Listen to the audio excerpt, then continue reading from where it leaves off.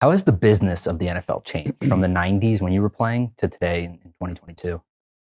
Like just being Uh, around the league, right? Like everything that you notice going into it, the prep work, the games, the attention, entertainment, so forth. well, it just continues to get bigger and bigger. I think that there was a lot of attention to the sport when I was playing, but now, I mean, you look at it now and just the access that the media has to the players. The players, in a lot of ways, are a brand in and of themselves. And social media, of course, has changed not only the lives of the players, but also the way the games are covered, the way that sports is covered. It's a big business. TV, uh, the rights fees continue to go through the roof. It's to go back to your point earlier. It's why as broadcasters the salaries have gone up as well. But there's a focus. It seems to me that as a league, there's two things. It seems to me that the league is focused on. One, player safety, which obviously is important for the longevity and the viability of our sport. But then the other part of that is revenue. It's a big business, and I think maybe lost in that is what about the game itself? You know, what are we doing to steward the game itself? And that part of it, I will be honest. I mean, that part of it does concern me. If the decision makers aren't as equally as focused on the game itself and only view it as a business, what does that look like 10, 15, 20 years from now? And are you talking, like, let's use an example, right? I think a lot of people would point to quarterbacks and how they're treated, right? The NFL obviously wants them on the field. The stats show and the numbers show viewership-wise that it's important for the star quarterback to be on the field. A lot of the rules, people would argue, are tailored towards that Yeah. quarterbacks don't get hurt. Yeah. Would that be an example of kind of not putting necessarily the product of actual football in place of the revenue? Well, I think that there's no doubt that the fans want to see the stars on the field. And, I assume you're biased with this a little bit because not really, not really. I think in some ways there's too much protection on quarterbacks, and I've said that in the games that I've called. Nobody wants to see anyone get hurt. Nobody wants to see anyone go down with head injuries.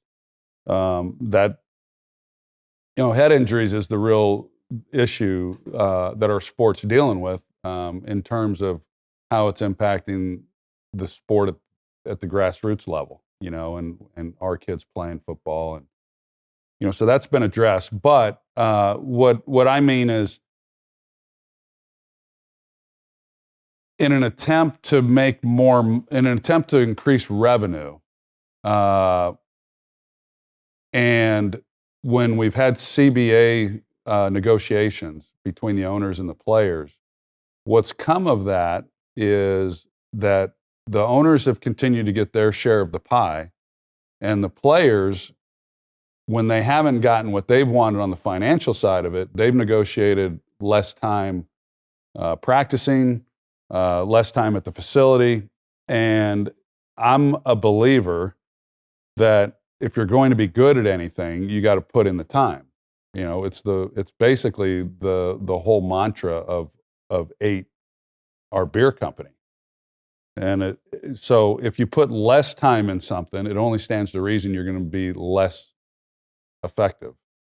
So if we continue to have less time practicing, then it only stands to reason that the football is not going to be played at the same level.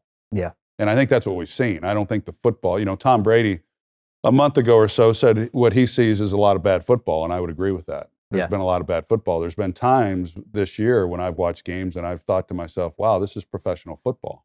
And yet we can't execute some of the simplest of things. And I think I think a lot of it's due to the lack of time that we spend on the sport. Do you ever worry about the future of the NFL? Right, we've talked about the past and the present, and the reason I asked that, right, is for two. You brought up a second ago the youth, and if you think about youth in the United States in general, I don't think it's any secret. I think you were alluding to it that the numbers have gone down pretty dramatically from a youth participation standpoint. A lot of that is health and safety, which they've tried to address and stuff. But if youth people aren't playing it, then the likelihood of them playing it in high school or college is obviously reduced. But then also the quality, right? If the quality reduces, does that hurt viewership also? You would think so. You would think it would, but I think the games have been competitive to where people are still tuned in, which is interesting. Do you worry about the youth side? Yeah, I'm on the National Football Foundation board, which so I hear a lot of I hear more than most about the state of the sport, a lot of what's happening at the collegiate level, but also at the grassroots level, and there are fewer kids playing. And I understand it. You know, if you're a parent, you've got a young son, and do you want him playing football and going through some of the things that happen? I think there are stories, and there are people who have been impacted by head injuries. There's broken bones, of course. I broke mine when I was 10 years old, broke my arm. But most of, I think, the head injuries occur more at the NFL level with the impact. But I understand that it's happening at all levels. And but with that said, I will tell you that I'm an advocate for the sport because I know firsthand what football meant to me. And football is unlike the other sports. Baseball, you're unraveling baseballs and you're eating sunflower seeds and you're telling jokes and in the dugout. There's not as much camaraderie, it feels like, right? Yeah, I mean, football is hard, and it may be different than it once was, but we had 2-a-days and 110-degree heat in Texas, both in high school, college, and then in the pros, and it forges you a little bit. I mean, you develop some toughness, and you have setbacks and all those things, and I think that football does, in a lot of ways, turn young boys into men and facing adversity and some of the challenges and hardships that life presents. So from that standpoint, I've learned a lot. Football's taught me a lot that I've applied in my life.